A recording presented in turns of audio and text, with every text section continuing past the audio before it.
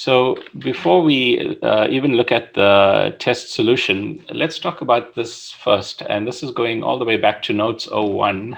And let's just increase the size a bit here.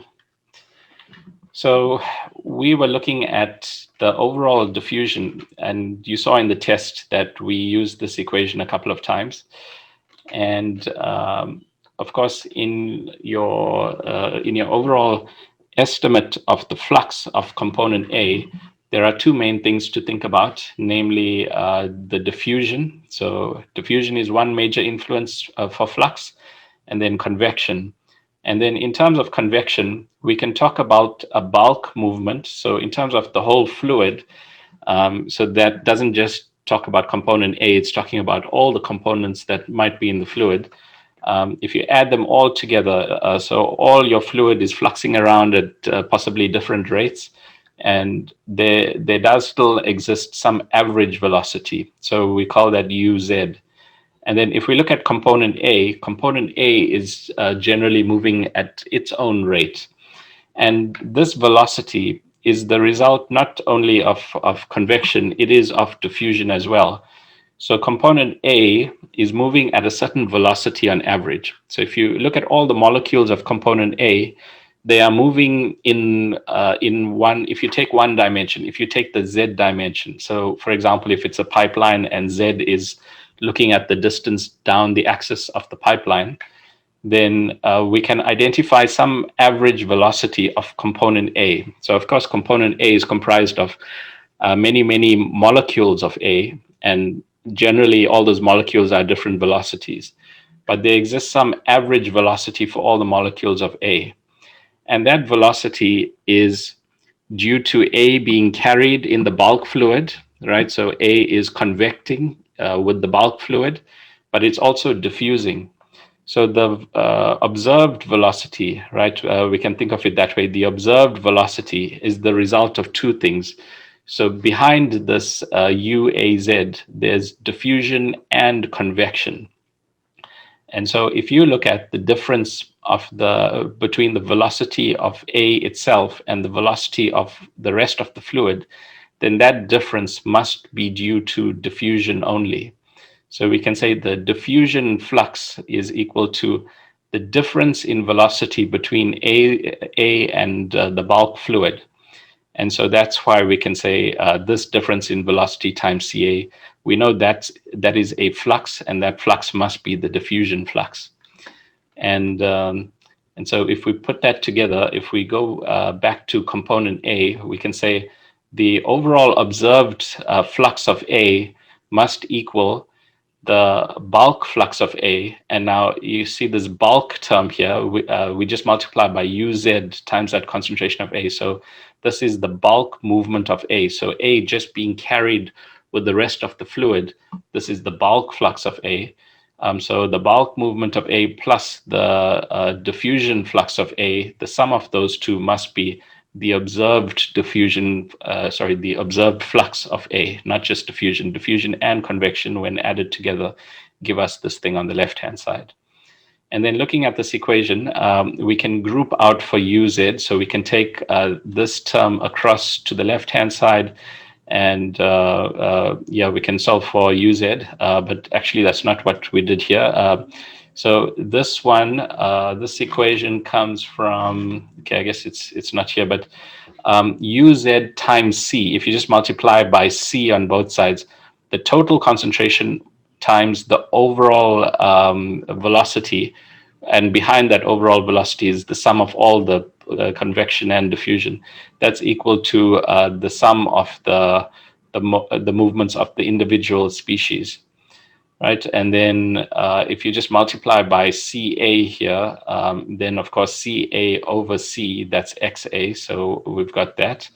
And then if you substitute for this CAUZ, if you substitute this up here, then you can see you're getting this equation. And if we look on this side of the equation, we recognize that this is the observed flux. So again, that's the observed flux of A. And so if we look at this equation, we can say the observed flux of A, which we write as NA, that's equal to the diffusion flux. So we write that term first, we move it up front here. So that's the diffusion flux plus this overall flux. And so if we add together the fluxes of these individual components and multiply by the mole fraction, then that's going to be the contribution from convection. So that's where that equation comes from. And I must say it's kind of buried here. When I went back and looked at the notes, I realized I hadn't made enough noise around this equation, because in fact everything that follows is a consequence of this. So that's actually one of the key outcomes of this first section. So once you understand this equation well, and you do have to spend some time going through all these steps carefully, once you understand this well, then many things tend to fall into place. Something also to notice is that we quite often make a quick approximation around this one. So if you look at the later sections where we were deriving the unsteady state balances, quite often we don't write out this term. Quite often we just go ahead and we replace this by the bulk, which is U times Ca. And that's because when the fluid is in flow, then quite often it's the case that your convection flux is much higher. That a good approximation to this term is the bulk, is just your convection U times Ca. So there is some approximation involved in that, but we quite often make that. And again, I didn't place perhaps enough emphasis on that point. That so that's how it relates, right? So this is the most rigorous form of the equation. This is what we should always be using. But quite often we make the approximation that this second term can be replaced by U times Ca. And then we get that nice easy expression that we can say diffusion multiplied with something that looks obviously like convection.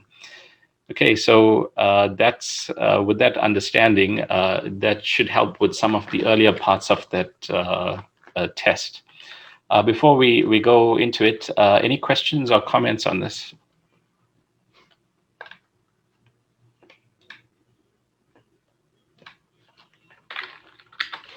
Sorry, sir. Yep.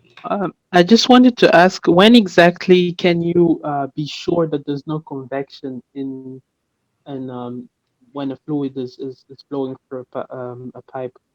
Right. So when can we make that nice, easy approximation here, right? Yeah, typically when we are told the fluid is in flow, quite often that's enough. We almost automatically assume that if the fluid is flowing, then this term just quickly becomes Ca times U. If the fluid is not flowing, then we are more concerned about the relative motion of A and B. So if the fluid is only diffusing, then we have to think about what each of these are. Are they in equimolar counter diffusion? In that case, these two cancel each other out. And then if they're not in equimolar counter diffusion, then we typically try to write one in terms of the other. And that's how we solve it. And I think that's pretty much question 2. But yeah, the short answer there is if the fluid is in motion, if it's in flow, then quite often just replacing this part by U times Ca is a good approximation. Thank you. Right. Okay, so let's work through the test now.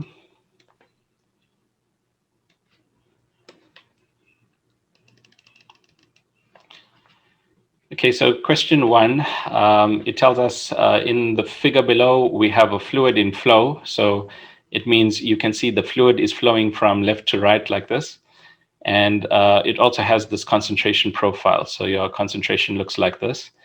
And it's useful to think about how could this be happening? How could, if we are feeding in our fluid here, how could the concentration of A be going up like this? So it might be that in this fluid, we aren't feeding with a high concentration of A, but maybe there's some reaction going on.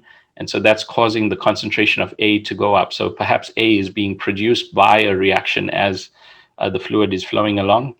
Another possibility is that A is adsorbed on the walls here. So A is leaving the walls and entering the fluid. And so that's how the concentration is rising. So those are all possible reasons there.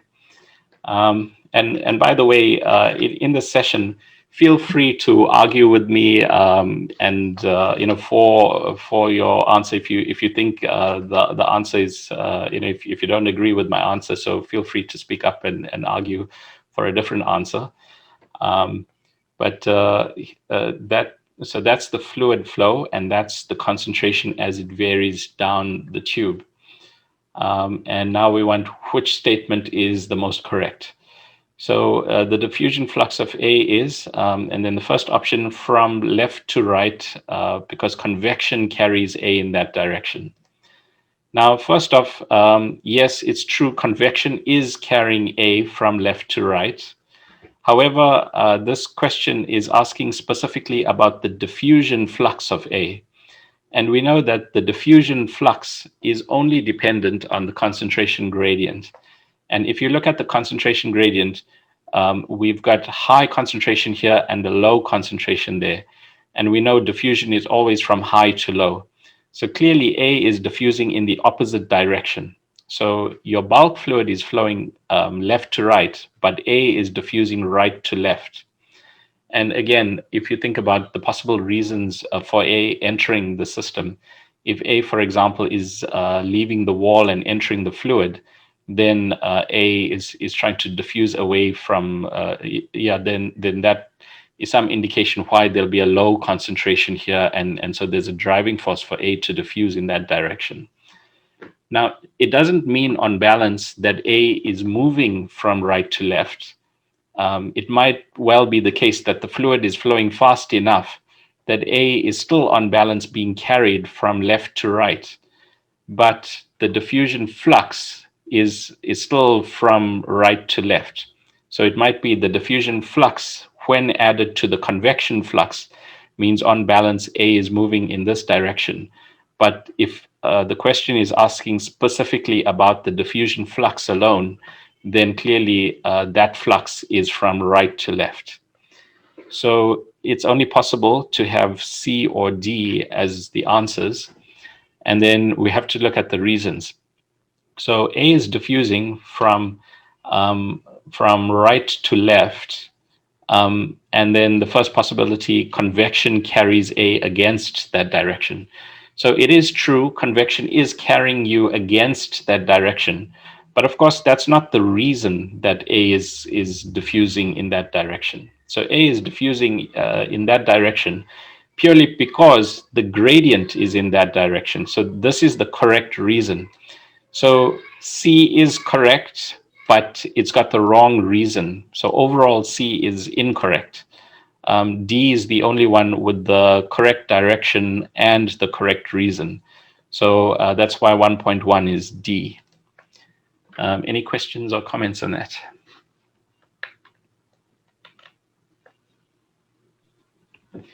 Sorry, sir. Could you also come at the same conclusion if you use the equation of the flux, the overall flux? So if you look at the overall flux, you would, if let's say you simplified it, like we said, most of the time when we are in flow, we can replace this by UCA. So let's do that, UCA. So we have that big term there, then we have diffusion here, and that's giving us overall flux though. So this equation in itself, it's telling us about the overall flux. So the equation is asking about the diffusion flux. So the right equation to look at then is the diffusion equation. And just looking at this equation, we can see it's minus the gradient in Z. And then if you just go ahead and look at the gradient, you can see the gradient is positive with respect to Z. And then, so that's going to be a positive number. So this is positive, and then it's minus that positive number. So overall it's negative. So it's in the negative Z direction. So you can say, yeah, it's clearly then in the negative Z direction, which means from right to left. So yeah, if you look at just this equation, then you would come to that. Right. Thank you. Okay, then the next one, the net flux of A, NA, is it less than the convection flux? Is it more than? Is it equal to? Is it more than the diffusion flux? So clearly I'm marking A is the correct one. Let's talk about why these are incorrect and then come back to this. So the net flux of A is more than the convection flux. So now, when we say more than, we accept that Na is some, it has some sign in general. So it's either positive or negative. And then we know this is positive, right? That's in the positive Z direction. And we know this is in the opposite direction to that. So we are adding a positive number and a negative number. So clearly this is going to be less than this, right? Your overall flux is going to be less than your convection flux. So that means if you had only convection in the system, you would have you would have a higher flux than you have when you have diffusion as well. So the effect of diffusion is actually to slow down component A. So because of this weird situation where you've got A with this gradient where A tends to diffuse against convection, then you have the overall convection of A being less than the overall flux of A is less than the convection flux of A, right? So if that's the convection flux of A, then our net flux of A is less than that. So clearly it can't be B because our net flux is less than, and then it can't be C because we know it can't be equal, right? If the diffusion flux was 0, then we can say that the net flux of A and the convection flux of A are equal, right? Well, that's not what we're saying anyway. We are saying it's equal to the diffusion flux. Now, the only way for the net flux of A to be equal to the diffusion flux of A is if the convection was 0. So if we had no convection, then our net flux would only be due to diffusion. So that's the only situation where C could be true. But clearly we have non-zero convection. A is convecting, it is being pulled along with the body of fluid. And so it can't be C. And then in terms of more than the diffusion flux, well, here it's a little bit,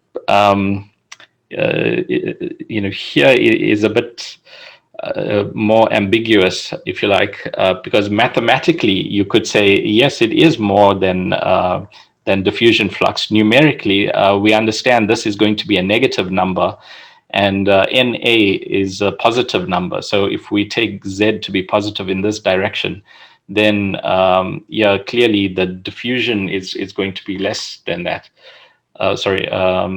Yeah. But you see, that's not actually what we mean here.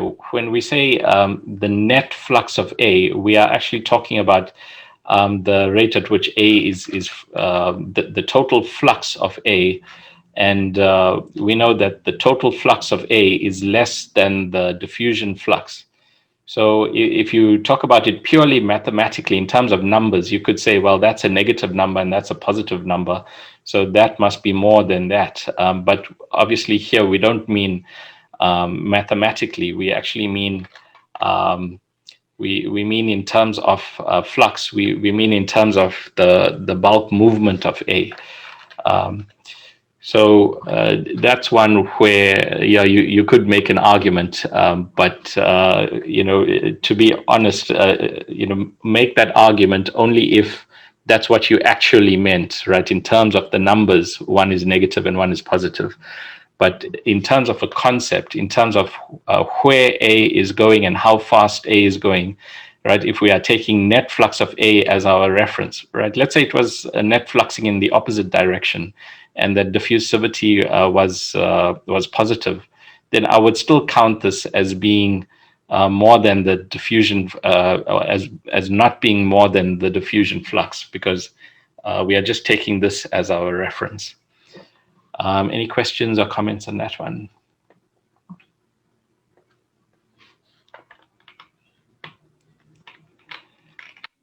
Okay. Then questions 1.3 and 1.4 are about this situation where now A is diffusing through a stagnant fluid, right? So stagnant fluid, that means right, both right, all of this Na plus Nb equals 0. And we are told here that 2A gives us a B. And here you have to be a bit careful with how you count this up, right? Right here. Okay. Let's talk about this problem first. Actually, here there are no correct answers, right? So here we are saying A is diffusing towards the surface, and then it reacts and gives us component B. And in fact, it takes two A's to form one B. And so when we draw A coming in here, we actually mean that there's probably about 2 molecules for every 1 molecule going off here. And the first part asks about the net flux of A. So we know this is generally true. And then the first part is because the fluid is stagnant, the sum of those two is 0. And then that's right. This part is actually not consistent with that, right? The fluid being stagnant is not the same as these fluxes adding up to 0, because in fact they don't add up to 0. Right here, you've got if NB is the flux out here, then you've got twice as much of A coming in here. So Na plus Nb is actually equal to minus Nb, right? And we look at that just now in part 1.4. So Na plus Nb is actually not equal to 0 in this case. So the fluid being stagnant relates more to the term where we approximate it to UCA, and there we can say the velocity is 0. But in terms of Na and Nb, these actually don't add up to 0. So that part, if you can understand that part well, then in fact you've understood most of that of what's behind this equation. Then the second part says the reaction conserves mass, so the net flux is 0. And so this part is true. The reaction does conserve mass, but again, Na plus Nb is not equal to 0. And in fact, let's just show that quickly. So if we've got Na, we've got Na, we can see that A is diffusing in here twice as fast as B is moving off there. So Na equals a half or minus a half Nb. So if we write Na plus Nb, we are saying in effect Na, oops, we're saying N sub A plus Nb, and here you can see Nb equals minus 2Na, minus 2Na, so that's equal to minus Na. And clearly Na is not 0, right? A is fluxing towards the surface. So neither of these are true. Na plus Nb is not equal to 0. And then part C here, because A reacts on the surface, its concentration is highest there. Well, that's also not true, right? A reacting on the surface actually means that the concentration here will be lower than in the bulk. So the bulk will have a higher concentration than on the surface. So this statement is just untrue overall. And then because A reacts on the surface, the diffusion flux of A away from the surface is high. Because yeah, and again, this is untrue. So if A is reacting on the surface, it's being consumed here. So on balance, A is diffusing towards the surface, right? We are going always from high to low. So the concentration out here will be high in comparison with the concentration here. So we are always diffusing towards the surface. just want to check quickly if we don't have any people waiting. I don't know why. Let's see, how do I do that?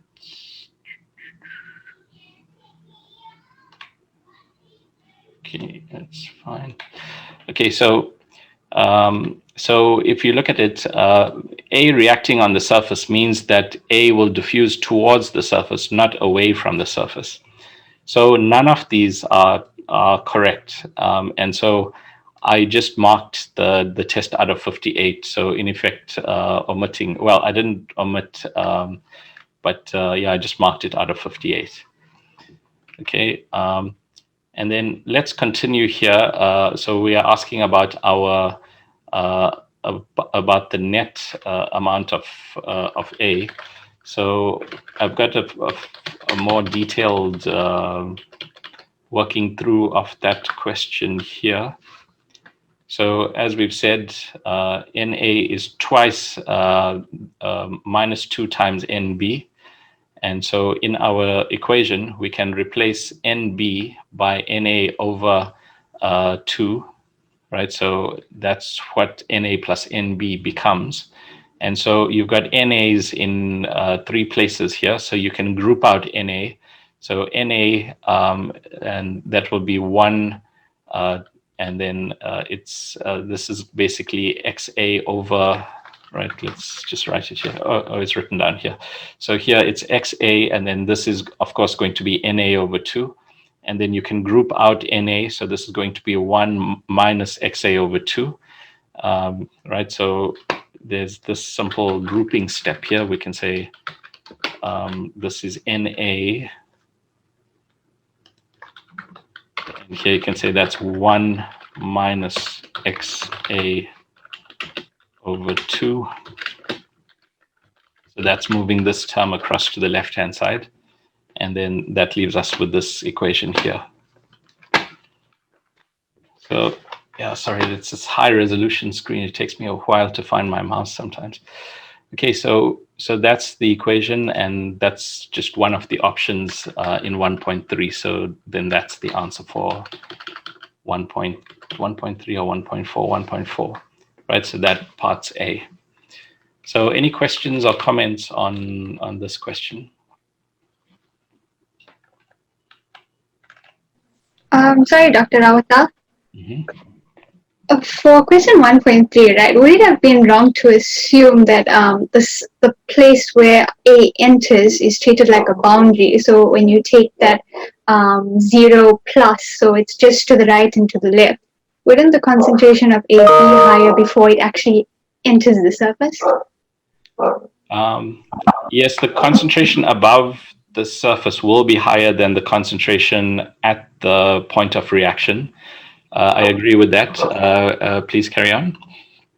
So would like C not be an option there because it's the highest at that point in comparison to the left side of the boundary? Well, if we are saying A reacts on the surface, that's talking about on the surface, then we are saying the concentration is highest there. Whereas what you just said was the concentration above the surface is higher than the concentration on the surface. So on the surface, yeah, it's actually lowest. Okay, so thank you. Right. Okay. Okay. Then if there are no further questions on 1.3 and 1.4, in 1.5, just to talk through this quickly, first, we know that between a gas and a liquid, there's inherently a difference between the concentrations, right? We know, of course, that the density of a gas is on the order of 1,000 times lower than the density in a liquid. So clearly, there's always going to be an equilibrium, at least an equilibrium discontinuity like that. And then, of course, near the interface, so if this is the gas, and of course the way it's drawn with this concentration lower, this must be the gas side. So clearly the concentration is lower here. So there's overall a tendency from the liquid to enter the gas, right? Unless, of course, they are at equilibrium. If they are perfectly at equilibrium, then these two would be flat lines here. but we don't know what's happening on the other sides, right? We are only given information at the interface. We aren't told what's going on to the right here in the liquid or what's going on to the left here in the gas. So we are asked now about the discontinuity at x equals 0. And so we were just talking through the possibilities here. Number one, we know there's this discontinuous jump between the two phases just because the packing factor, if you like, the packing factor is different in these different types of phases. And then number two, there is generally a difference between the interface concentration and the bulk concentration. So there'll be some kind of continuous concentration shift due to that difference. So diffusion will smooth out this and it will give us some kind of smooth curve there, but there'll be some kind of difference like that, right? So those are the things going on. And of course, in film theory, we talk about that we can approximate. So instead of integrating along the curve, we can say in film theory that all this difference is concentrated and we just flatline it. So we make a nice approximation in film theory to this. But anyway, we are not doing that here. We are not talking about film theory here. So we are just being asked about the discontinuity at x equals 0. So it says the discontinuity is due to, and then possible reaction at the interface. Now, in general, there's no reaction here. The original problem statement doesn't refer to any reaction happening. You could say, well, what if there was? Then it's not clear why it will cause the concentration to be high in one and low in the other one. So generally, we don't consider this possibility. There's no information about a reaction and which phase could be considered. So in a way, there isn't much information for us either to confirm or to deny this one. So we can say there's just a big question mark around this one, right? Then for B, the inherent equilibrium shift between phases. So we know that that is the strongest possibility. So even if we don't know whether or not A is possible, for B, we can say definitely there's absolutely always an equilibrium shift between phases. So we know that one, there's no question about that. But just looking at the other ones, the bulk liquid in the liquid being higher, the bulk concentration in the liquid being higher than the bulk concentration in the gas. So yes, the liquid concentration is generally higher than the gas concentration, but that's not going to cause that shift. It could have happened in a continuous way. So if your bulk concentrations were different, then if that was the only factor here, then there could be an there could be a continuous variation. So these 2 points could lie next to each other.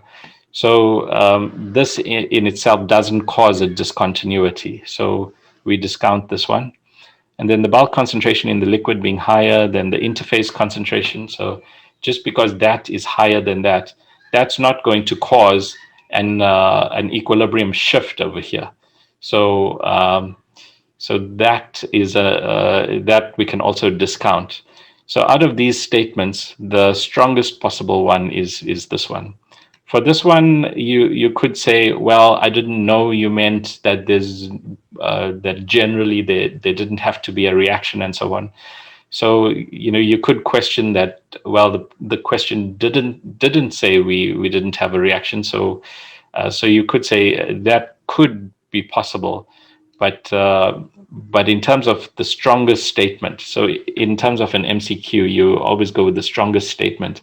Clearly, the strongest statement is that between phases, there's that equilibrium shift, right? So that's the reasoning for that one. And then I'll just do this one, and then we can talk about them both. So in terms of the concentration profile, it's asking about steady and unsteady state. So this one says, clearly, there are gradients. So there is net diffusion flux, right? So it's saying clearly, A is diffusing here, and then A is diffusing here.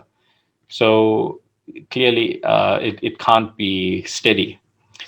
Well, that's not true, because even if there is diffusion. As long as the diffusion rate into a space equals the diffusion rate out of the space, then it can all be steady. So this can be steady, right? If we were told these were closed compartments, then I would agree, because there I know the steady state solution will be a flat line here and a flat line here. There will be an equilibrium shift, but there'll be flat lines on each side, and at the level of these equilibrium points. But it could well be the case that there's some steady high concentration of A here, and that on this side that A could have been removed. So because we aren't given information about what's happening on either side here, then this could be your steady profile. So this could happen at steady state. So it's not the case that it can't be steady if there are gradients. So in chemical engineering, all the time we deal with situations where there are gradients, but the system is still steady state. So it can be steady. So gradients, because there are gradients, that doesn't mean it can't be steady. So we reject that one. And then it says it can never be steady due to the discontinuity at the interface. So clearly that discontinuity doesn't disqualify your steadiness. You can have an equilibrium shift, and the name equilibrium tells you that part at least is steady. And then so you could still be steady out here even if you have a discontinuity like that. So clearly the discontinuity can't be a reason for it not being steady. So that's not true either. Then this one says it can be steady if all flux is balanced. And in fact, this is a very broad and general statement, which is always true, right? If all your fluxes are in balance, then it has to be steady. So this is a very strong statement. It doesn't even have to rely on this drawing or this description. It's always true that if your fluxes are all balanced, then you must be at steady state. So this looks like the strongest candidate. And then can be steady if the bulk values become equal. So if the bulk values become equal, it would actually be a very weird situation, right? That means your concentration in your gas will equal your concentration in your liquid. And then you'll have this equilibrium shift, which will be out of whack with that. So that's some weird situation that's hard to imagine, but that doesn't affect the answer, right? If the bulk value, so the bulk values being equal doesn't mean that it has to be steady, right? Even if the bulk values are equal, can we say if the bulk? So even if they are equal, if the equilibrium shift still exists, then it's not going to be necessarily steady. So there are some question marks around this one, but statement C is the strongest one, right? That's always true. So we accept C as the correct answer there. Okay, so any questions or comments on this one?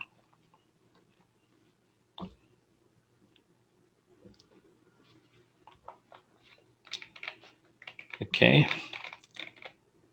Then we've got here a solid spherical particle, radius R0, containing component A, and the concentration in the particle is CAP. Let's fire up Photoshop. Right, so let's just continue reading so long. So we've got our spherical particle, and we've got component A in the particle, and then that particle is sitting in this liquid solution of B. Let's just make a new one here.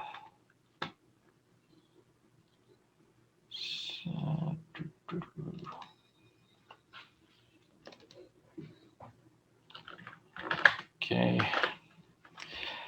So you've got your spherical particle sitting in solution B, and then component A is diffusing out of the particle and into B. So let's draw that.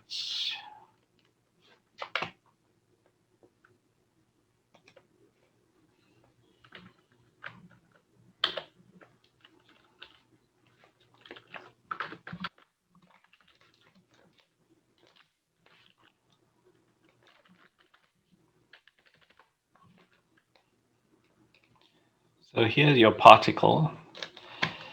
And our concentration of A in the particle is some number. So let's just say that's A. And then A is diffusing out of the particle and into B. So B is out here. And A, you've got some concentration here, CAP. And so A is diffusing. So the concentration in the particle is high. So leaving here, it's going to do something like that. Okay. And the radius is R0. So from the center to here is R0.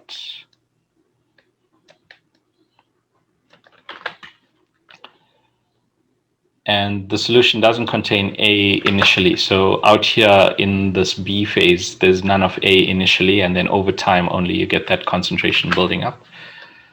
And we have an equilibrium constant between A and the solution. So between the solid and the B predominant solution, there's an equilibrium constant. And we want to know, number one, which choice is the best for balancing.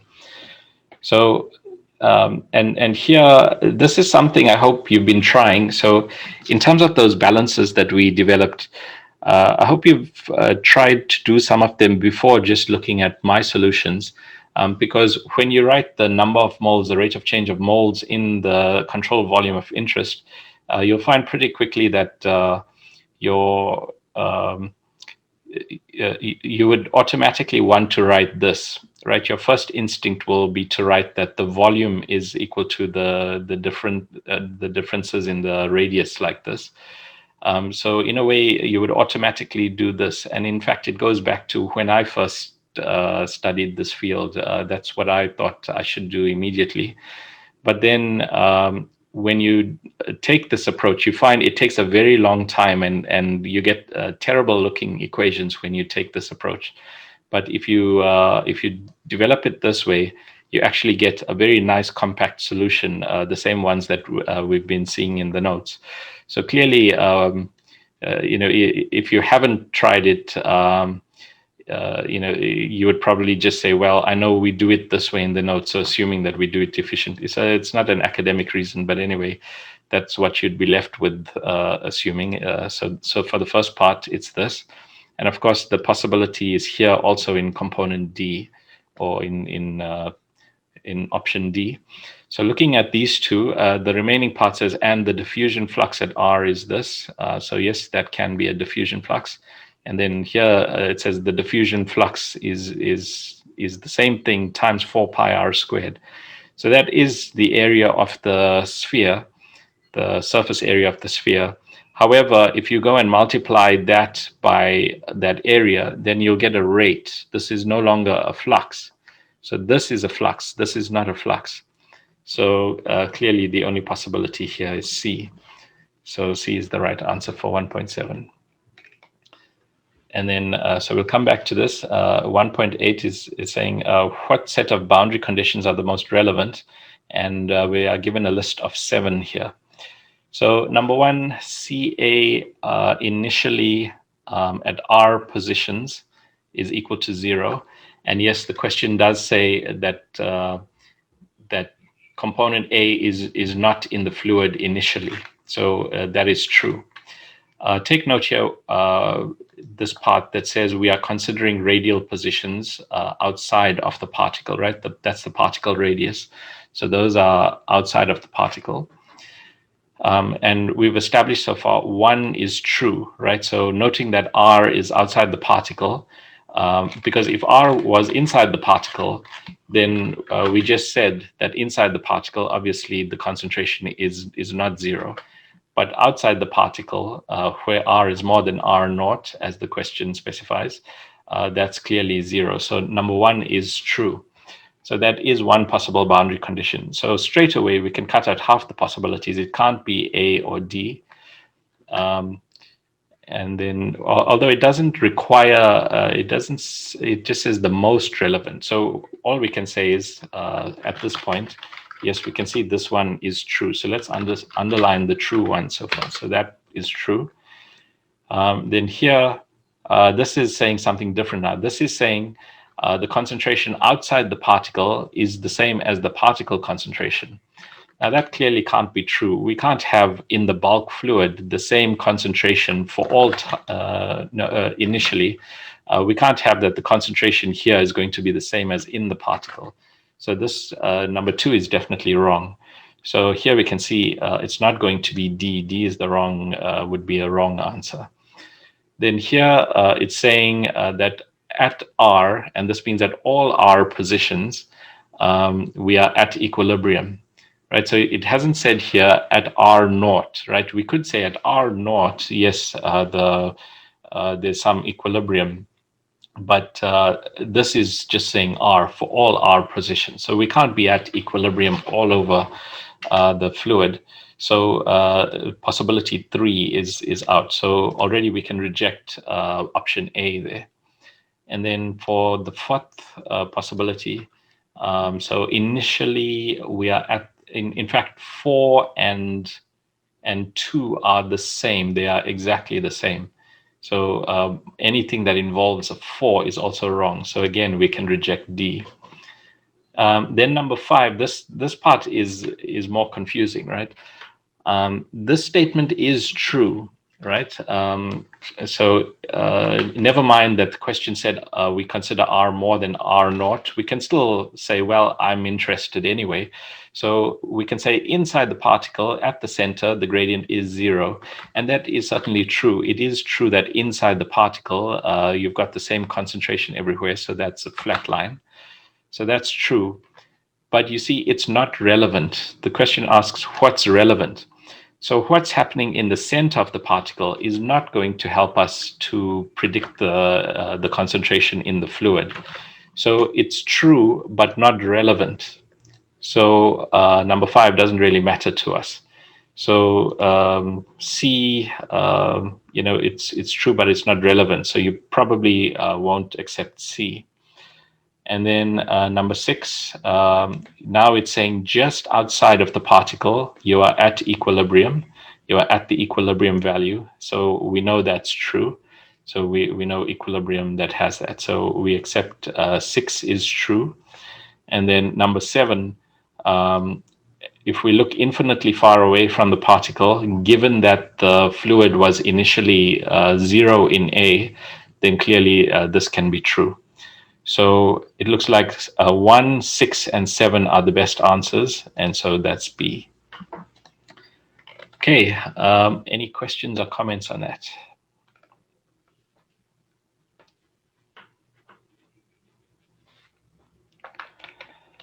Okay, if not, let's look at 1.9.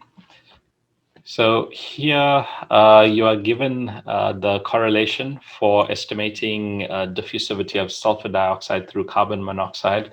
You are given the temperature and pressure. And you are given all this data here.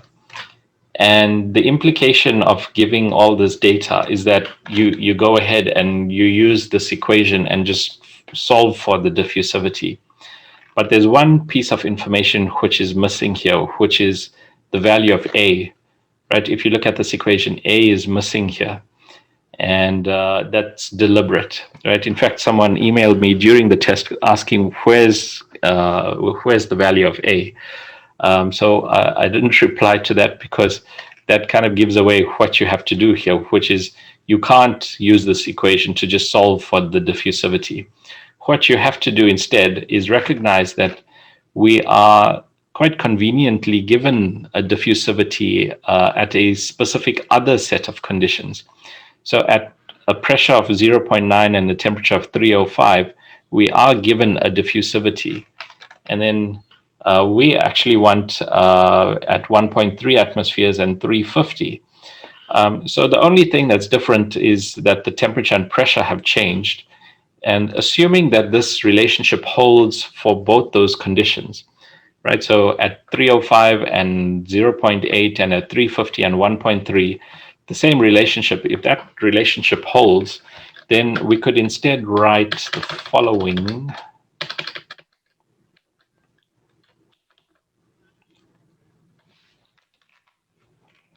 We can say that if we write this equation twice, right? If we write this at one temperature and one pressure, so in fact, let's do that.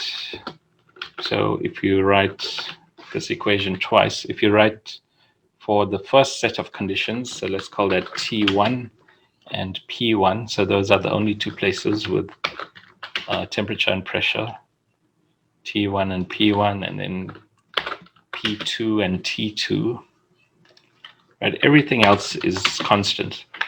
So if you look at these two equations, if you go and just divide these two equations, a number of things will cancel. By the way, I should have also said here DAB1 and DAB2, right? So if you go ahead and divide these two equations, right, these pressures are going to be the same, these temperatures, the molar masses, so and A as well, this unknown A that also cancels. So lots of cancellations happen if you divide these two equations, and you end up with just this nice correction formula, which tells you if you have a diffusivity at a certain temperature and a certain pressure, then you just go and multiply it in this way, and then you apply your new temperature and pressure, and that's basically just correcting your value of the diffusivity, right? So that's just a technique you can use to correct for the diffusivity, and we do that all the time, right? In Chem-Eng, quite often, you'll be given a value of some desirable property at some set of conditions, and then instead of going and doing all the work needed to evaluate it at a different set of conditions, you just work off the reference. So you just go and divide out the difference. And you do need to know how that variable behaves. So you do need to know it's dependent on the conditions. So we have those there. And so you can just go and reference the one value from the other value, and that's basically what we did there. Okay, any questions or comments on that?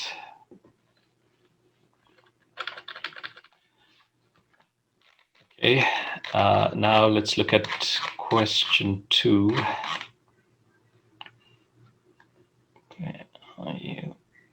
Okay, so question 2, we've got component A diffusing through stagnant B. So we take this to mean NB equals 0 now. So NA is non-zero and NB is 0, and it's diffusing towards a cylindrical rod where it's being absorbed.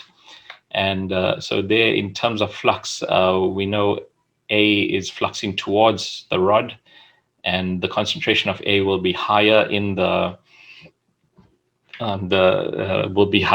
fluid compared with at the rod.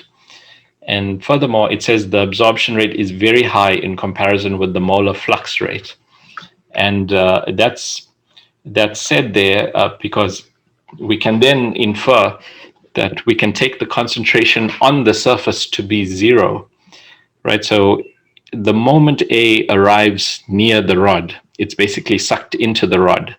So near the surface of that rod, none of component A will be there. So so that's what that piece of information can be interpreted as, right? So the concentration of A at the surface of the rod is 0.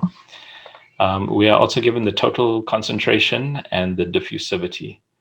And we are given one more piece of information, which is a small distance away from it should be rod surface, we have the mole fraction.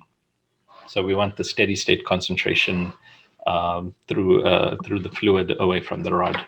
And then what's the absorption flux on the rod, and how long does it take for 50 moles of A to collect in that rod due to that absorption, of course. Okay, so let's look at the solution. So this is the general equation. And of course, we had it written in terms of nabla before, but now we can see only the radial distance away from the rod matters, right? So we can simplify the equation. Instead of nabla, we can write it as DDR of XA. And then the rest here, we preserve this term. We don't simplify it as U times CA, because clearly the fluid is not flowing. So there's no bulk convection here.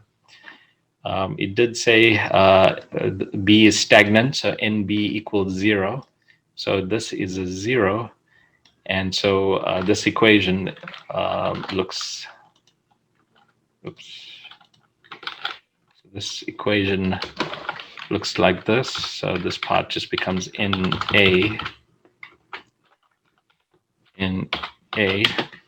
And so you've got NAs on both sides. So you can collect your NA here. You can say 1 minus XA. So that's your equation there. And then so you can see that's what we get there. So that's your molar flux of A. And we still don't know what that is going to be and how to interpret that.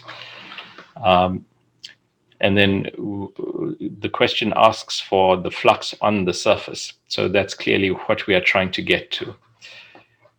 We can say that since it's a rod, that our molar flow rate is going to be equal. So let's just, in fact, the same, well, not the same picture applies. So let's draw this here. So you've got your rod, which I'm just drawing in cross section here.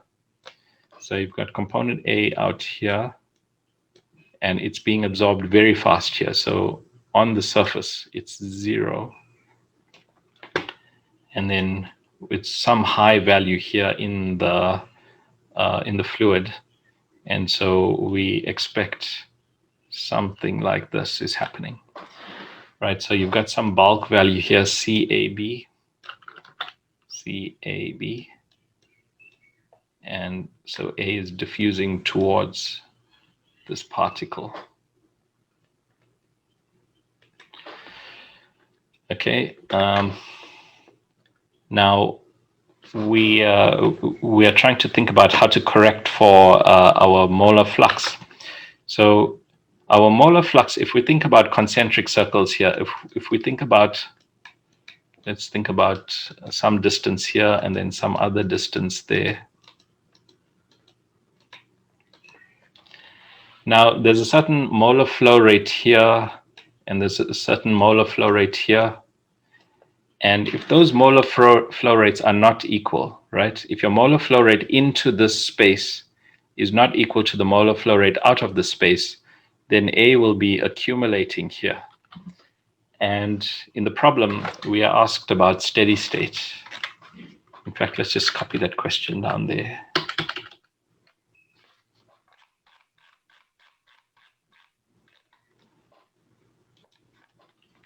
And so you see in part A, it says, develop an expression for the steady state concentration variation.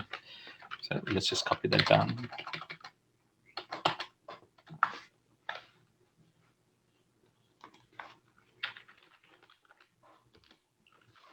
So we want to know how it's varying at steady state. So at steady state, we are not accumulating component A. So if it's at steady state, that molar flow rate must equal that molar flow rate.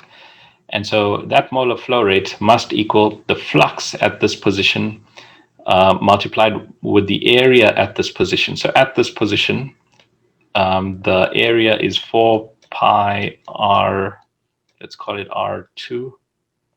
R2 squared.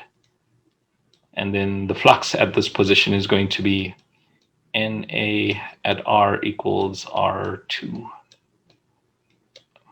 I'll just say R2.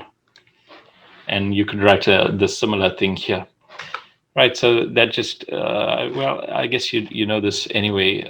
So that's why we say those are equal. Those flow rates are equal if we want steady state, right? So at steady state, that correction applies.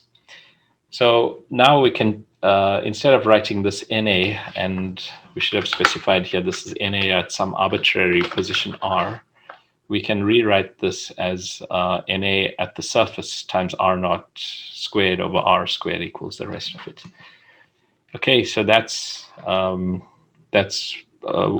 rid of one variable and given us another R. But R, you see, is a variable already here. So we can say On this side of the equation, we don't have any explicit r's, so we can take the dr across here. So we can write r naught squared over r squared and in dr. And then over here, of course, we had the 1 over xa and there's the dxa. So now the equation looks like this. So we've got a dr and a 1 over r squared, and then we've got a dxa and a 1 minus xa. So we can integrate both sides of this equation. And if you integrate 1 over r squared, you'll get minus 1 over r. And then, of course, the integration limits from the surface to some arbitrary r. And then over here, we are integrating 1 minus xa. So that's going to be minus ln of 1 minus xa. And then the minus cancels out there. So minus ln 1 minus xa is ln 1 minus xa. And then the limits from the surface to some arbitrary position r. Okay, so, and we've integrated between definite limits, so no need for an extra constant and all that. So that's our equation, and we can just do a little bit of algebra here. What did we do? Well, we evaluated the limits. So 1 over r evaluated at r, and then 1 over r evaluated at r naught. So it works out to that. And then for xa, xa naught to xa, so it's going to look like that. And then we can divide both sides by DABC, and so that, and you can take the exponential on both sides. So if you've divided out this part and then taken the exp of this, then you'll get the stuff inside here, so 1 minus xa over 1 minus xa naught. And then it will be the exp of this thing divided by this thing, so exp of all that. Right, and so you can then, of course, multiply by this denominator and take 1 minus that. So then that's conversion, that's mole fraction as a function of radial position now. So we have the equation that we were asked to develop. Noting also that extra piece of information that the surface absorption is very high in comparison with the arrival rate. And so we can assume that on the surface where r equals r naught, that xa equals naught. And so xa naught equals 0. So the equation simplifies like this. Any questions or comments there so far? Okay, and then yes, please go ahead. Sorry. Yes. From the problem statement, how were you able to determine that A is using inside the cylinder rather than outside the surface area? Because that was confusing for me. There's nothing that says there's no information about A diffusing inside the cylinder. Sorry, diffusing inside the cylinder. Well, cylindrical rod. Yeah. Well, it doesn't say diffusing. It says being absorbed. So A is being absorbed onto the rod. Yes. So all this development doesn't refer to diffusion in the rod itself. So we are only describing diffusion through the fluid outside of the rod. Inside of the rod, we don't know whether it's diffusing or whether it's just coating the surface or something like that, right? So I agree with you. The question doesn't tell us anything about that. In the solution, which part do you say that we are saying we know about diffusion in the rod? No, because the derivations seems as though you were assuming that A was diffusing inside the cylindrical rod. Right. So this whole derivation. That was my impression. Maybe. So yeah, I guess I didn't emphasize even the drawing. Yeah, maybe because I started drawing here first, but I'm actually talking about R at these in this range. So you can say it's from R naught plus into some arbitrary R here. Sorry about that. Yeah, so So this is the region in which we are writing our balance. We are not writing anything about the rod itself. So all this derivation, if Okay, you, thank you. yeah, so if you look here, yeah, all of this is talking about diffusion through the fluid. It's not about diffusion inside of the rod. Okay, so, all right, so we have this expression so far, and that's after we apply xa naught equals naught. And then to obtain the surface flux, right, we can use the one measured point as it says. And because we still have in our equation, you can see here Na at R naught. So if we simply have a value of mole fraction at some radial position, then we can say that's equal to XA there. And then we can stick that radial position here as well. And then everything else is defined. DA, B, and C are given with the question. R naught, the radius of the rod, is of course given. So everything else is known. The only unknown then will be the flux at the surface.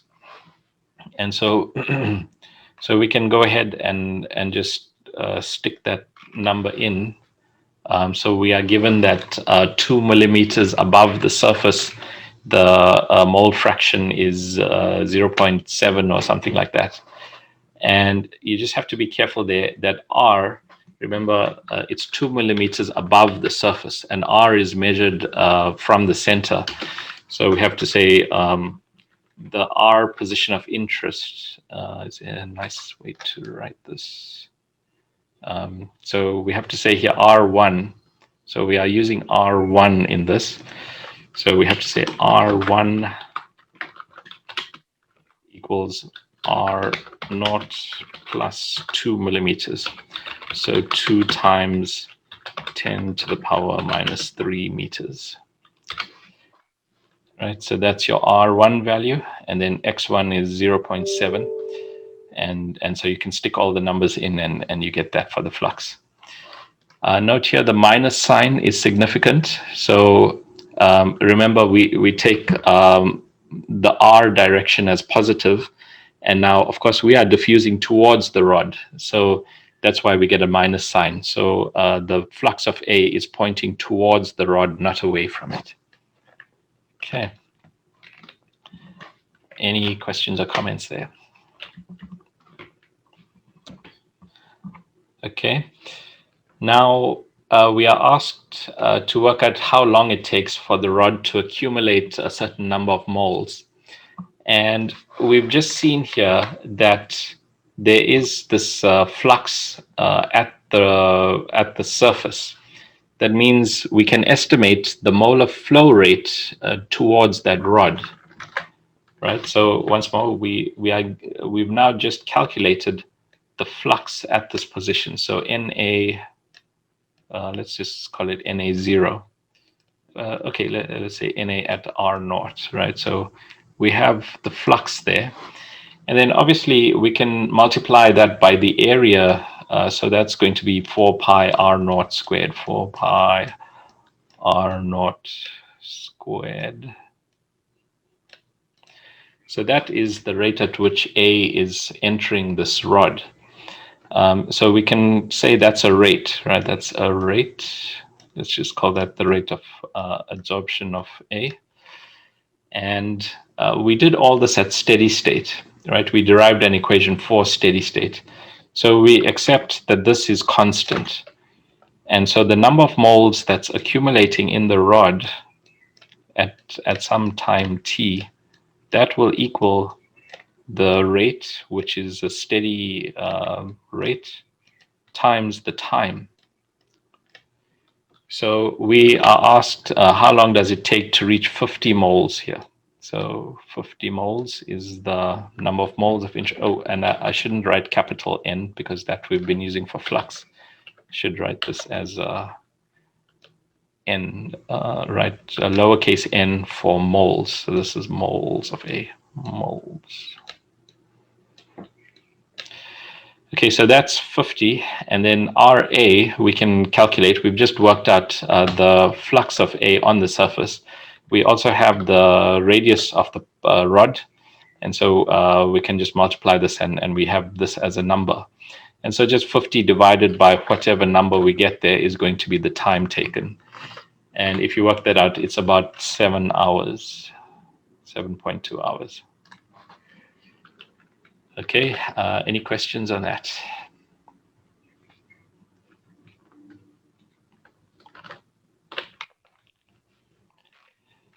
Okay, then looking at question 3. So first, you have to try and imagine the situation. It's a little bit complicated. So you have to take your time and read the description several times, make a bunch of sketches until you fully understand what is being said. So we have a double pipe. So I'm just going to copy this drawing here.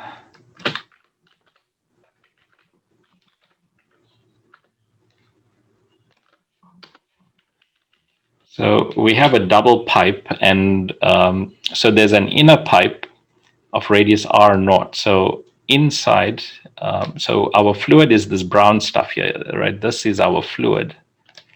Our fluid is here, and our fluid is flowing in this annulus, right? So there's an outside pipe, right? Out here, there's also a pipe, right? So this is the wall of the pipe, if you like. So on the outside, there's this pipe here restraining our fluid, and then inside, right on this side, there's another pipe. So our fluid is flowing outside this inner pipe, but inside the outer pipe, right? I just had to say that. I'm sure it doesn't help with the explanation, but anyway, so that's where our fluid is flowing, right? In between these two pipes. And then we have to work out, well, we want to develop a mass balance here. And we are told that, so let's read it. So it's a double pipe. Component A is flowing over the outside of the inner pipe, and that inner pipe has an outer radial position R naught. So you could say, well, this inner pipe has some thickness, but we don't care. We are told what the outer radius is, so that's R naught. So that's what matters to us. Our fluid is flowing over R naught, and then but on the inside of the outer pipe where the radial position is R. So here's your outer pipe, and there's radial position R over there. And the walls of the inner pipe are permeable. The outer pipeline is not. So that means as we are flowing through here, so we are flowing in the space here, right? In this space we are flowing. And as that's happening, component A is diffusing into this inner pipe. But this wall is not permeable. So it's not flowing here, but it's flowing inwards here.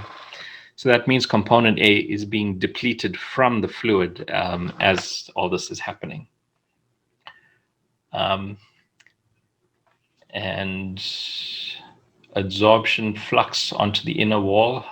So we just specify a variable for that.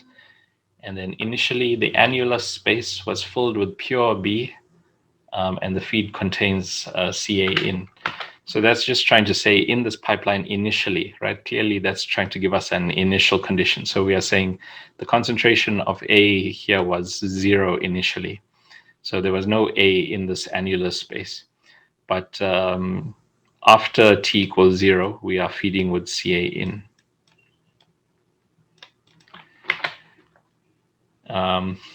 Assume the velocity is the same at all points in the fluid.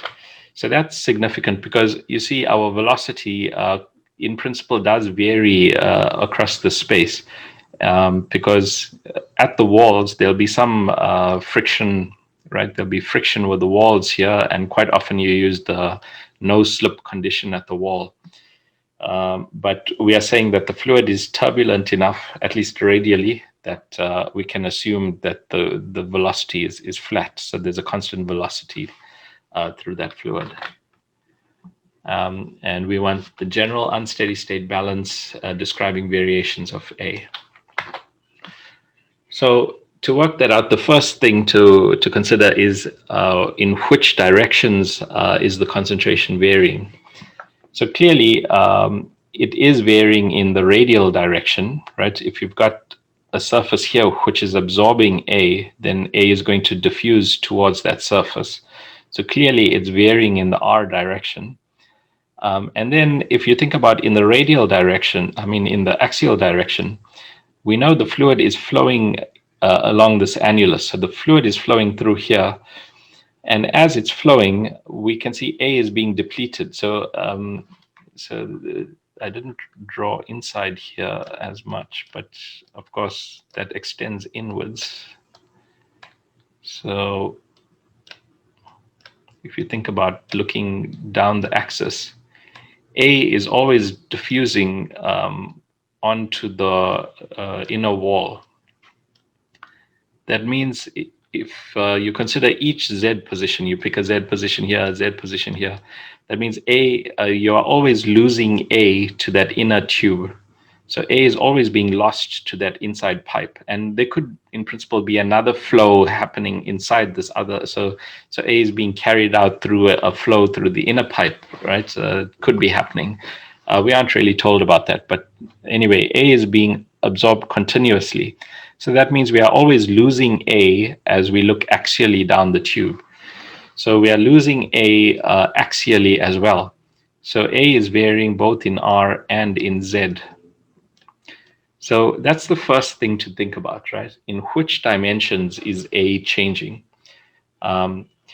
We could also think about the angle. So if you take a line here and you take some angle theta, but we can see there's no change in the angular direction. So we discount that there's going to be a variation with angle, right? So ignore that.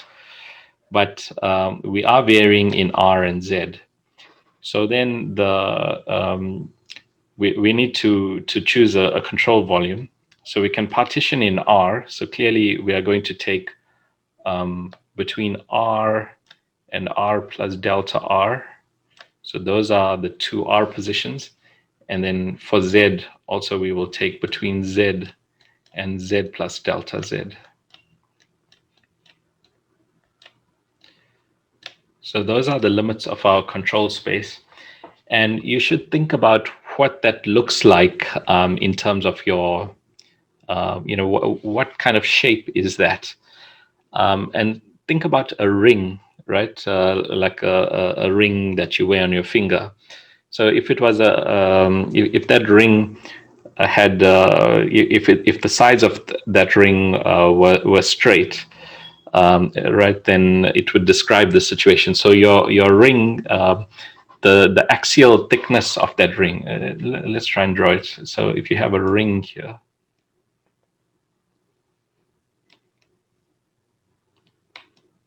right, then your axial thickness of that ring will be delta Z, and then the radial thickness of the ring is going to be delta R.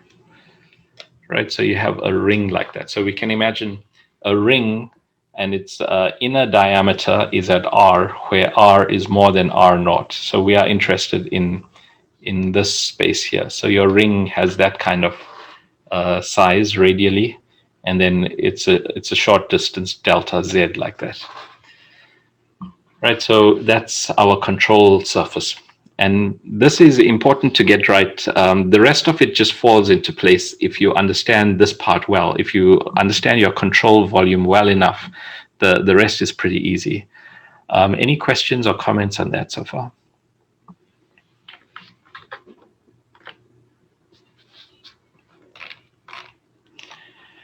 Okay, so we've defined our control volume.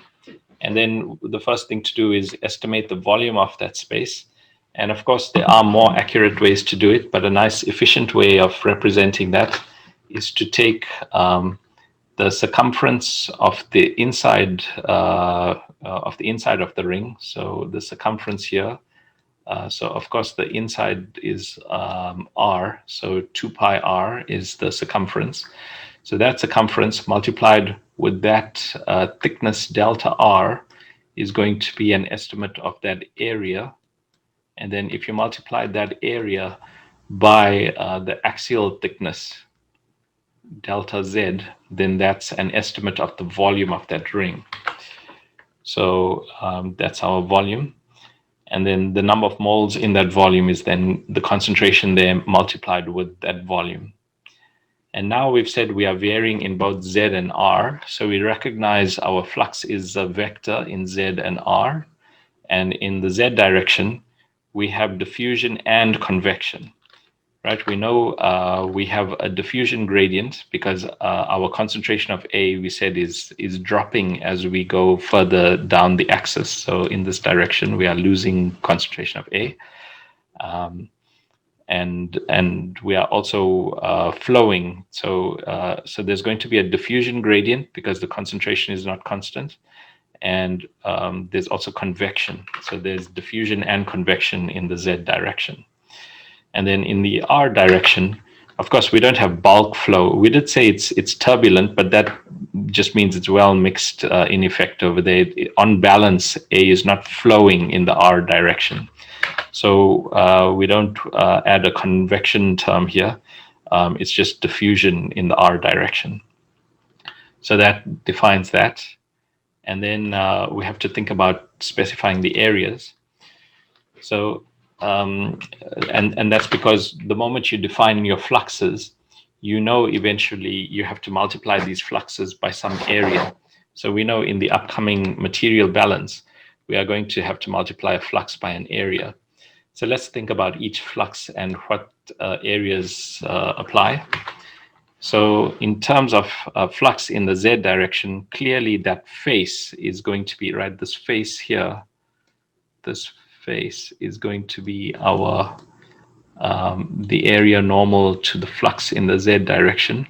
And we said that is 2 pi R delta R, 2 pi R delta R. So the area that's normal to the Z direction is 2 pi R delta R. Now, if you think about in the radial direction, so we have a better drawing here. So if you are thinking about flux in the radial direction, then that's going to be the inside curved surface of, so the inside of the ring, that curved surface, that's the area. So the area there is 2 pi R delta Z. So area in the R direction, yeah, that's 2 pi R delta Z. And then, so that's what's coming in here.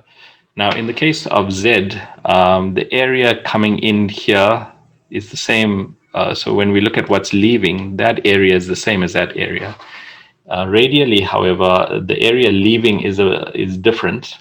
So the area in the R direction at R plus delta R is 2 pi R at R plus delta R, R plus delta R, and O times delta Z.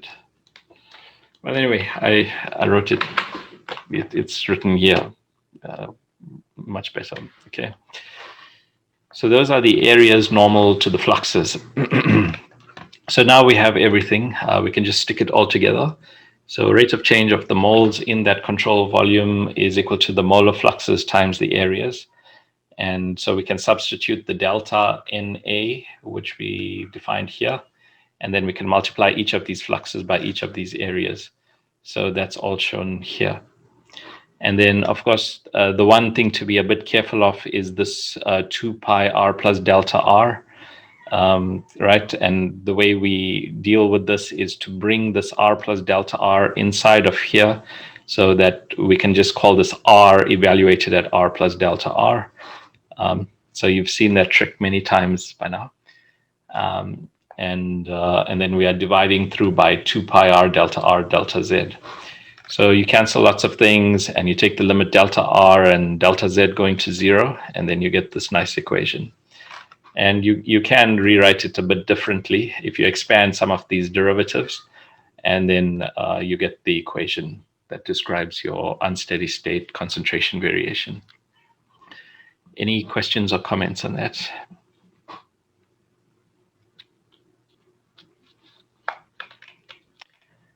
Okay, and then let's look at the boundary conditions. So of course we said at t equals 0, we have 0 everywhere initially, right? So initially we had none of A anywhere in the tube at any R or Z position. So that's the initial condition. So this is generally a boundary condition. It's specifically the time boundary condition, so it's the initial condition. And then you also have the inlet condition. So we simply know the concentration at a specific Z value. So we can assume that immediately at the entrance, there has been no time available for any diffusion or anything like that. So the concentration at Z equals 0 is identical to the inlet concentration. And then for the other end, there are a couple of different things you could do. Quite often they use this kind of long pipe assumption. I've never had a good experience with that assumption. Most people don't think of this as a boundary condition because they normally like to write a boundary condition at a lower order. The derivative, normally they don't like to work with second derivatives, but this is quite easy to implement numerically. So if you have a look at the numerical solutions, there's some examples where you do this. So this works for me much better. So so you are saying here, if you consider right down the end of the tube, the gradient is not changing there, then that's fine. And then radially, and here you have to be a bit careful. Your automatic tendency might be to say, yeah, symmetry at R equals 0. Well, of course, here we are not anywhere near R equals 0. Our boundary is from R naught to uppercase R. So we are here. So we are not in a symmetry, we don't have available to us a symmetry condition, even though these are radial coordinates. Our radial positions are not near 0. So we can't use that symmetry condition. So instead, we can say we are given at least the adsorption flux. And so we can say the adsorption flux on the inner surface must equal the radial flux, the radial diffusion flux. So A is diffusing, so the diffusion flux must equal the adsorption flux onto the inner surface. Right, so that is the boundary condition for R. And then the outer wall is not permeable, so your concentration is not varying there. So this is a kind of insulation type of boundary condition. Okay, so those are the 5 boundary conditions that we can apply, not that one. So these are the boundary conditions. Where's the inlet? There's the initial. So these are the 5 boundary conditions that we need, because we needed 5, right? You can see it's first order in T, second order in Z, second order in R. So overall, we need 5 boundary conditions. So that's there. Okay, any questions or comments there?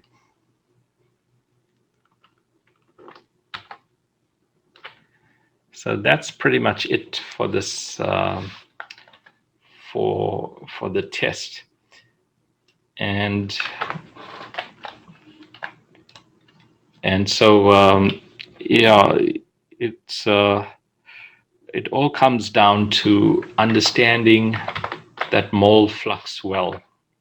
So go back to notes 01 and work through this carefully. And if you can understand your molar fluxes well and what it means in terms of bulk and convection, and the fact that this is the observed flux, right? So the observed flux, in other words, the total flux of A is the sum of convection and diffusion, and and the fact that we apply an approximation every now and then to this. So when it's in flow, quite often this approximation works quite well. So if you can understand this, then in fact, I believe most of this test will explain itself. Okay, so that's the test.